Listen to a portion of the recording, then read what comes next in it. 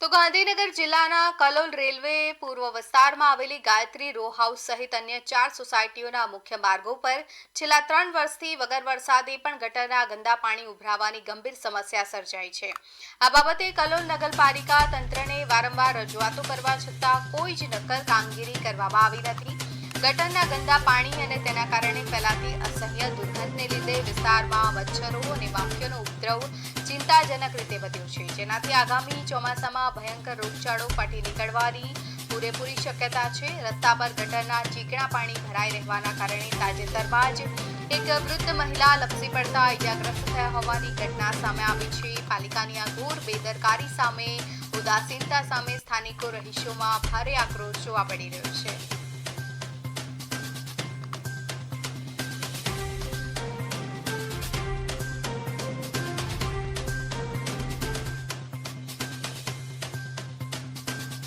આ ગટરોનો કોઈ નિકાલ આવતો નથી। આજની તારીખ એવી પરિસ્થિતિ છે, આજે સ્કૂલોનું ચાલુ થઈ ગઈ છે, બરાબર બાળકોને મૂકવા ક્યાં જવું, ઘણી બધી રજૂઆતો કરી છે છેક સુધી, પણ કોઈ બિલકુલ બધા આ ખાડા કાન કરે છે। અમારી રજૂઆત એ છે કે આ તાકીદ રિયાય કરો, અહીંયા રોગચાળો ફાટી નીકળ્યો, તમારા સોસાયટીના એક બેન તો ત્યાં સ્લીપ થઈ ગયા, એમનો હાથ ફ્રેક્ચર થઈ ગયો, એ પણ અમે બતાવીશું। નાની ગટર પડે છે તો એમને મોટી ગટરમાં પાઇપ મૂકવાનો ને, પાઇપ મૂકતા નથી ને અહીંયા આટલામાં 5 સોસાયટીનું પાણી એ બધું અહીં ભરીને રહે છે। હવે જેને તકલીફ પડે એ તો બોલવાના જ છે ને। કઈ કઈ સોસાયટી આવે અહીંયા 9 સર્જન છે, ગાયત્રી છે, સ્નેહ સાગર છે, આનંદનગર, અમર પાર્ક છે, 5 સોસાયટી છે। 5 સોસાયટીનું વોટ લેવાના હતા તેવા 5 સોસાયટીમાં કકરી ના આવે કે આ ગટરનું પાણીનો કોઈ નિકાલ છેલ્લા 3 વર્ષથી આવી નથી રહ્યો અને છેલ્લે 1 મહિનાથી કોન્સ્ટન્ટ ભરાયું છે પાણી, એનો કોઈ જ નિકાલ થઈ નથી રહ્યો। અમે કંટાળી ગયા છે, ત્રાસી ગયા છે।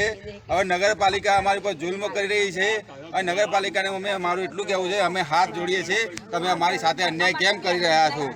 આજે જ્યારે અહીંયા છોકરાઓને સ્કૂલ જવું હોય તો તેના વાલીઓ કઈ રીતે મૂકવા જાય? અહીંયા કોઈ દવાખાના માટે એમ્બ્યુલન્સ ના આવે અંદર। પછી આ માજી જે પોતે કાલે પડી ગયા તો એમને ફ્રેક્ચર થઈ ગયું, 3-4 દિવસ થઈ ગયા। હવે આ માજીને બિચારાને તકલીફ, પોતાના છોકરા પરવાને મજૂરી કરીને પોતાનું ઘર ચલાવતા હોય અને આવી પરિસ્થિતિ અહીંયા જોવા પડે। નગરપાલિકાની બેદરકારી અમે બધાને રજૂઆત કરીને કંટાળ્યા। અમે સીઓ સાહેબને કરી, નગરપાલિકામાં રજૂઆત કરી, અરજીઓ આપી, તો બી આનો નિકાલ લાવતા નથી।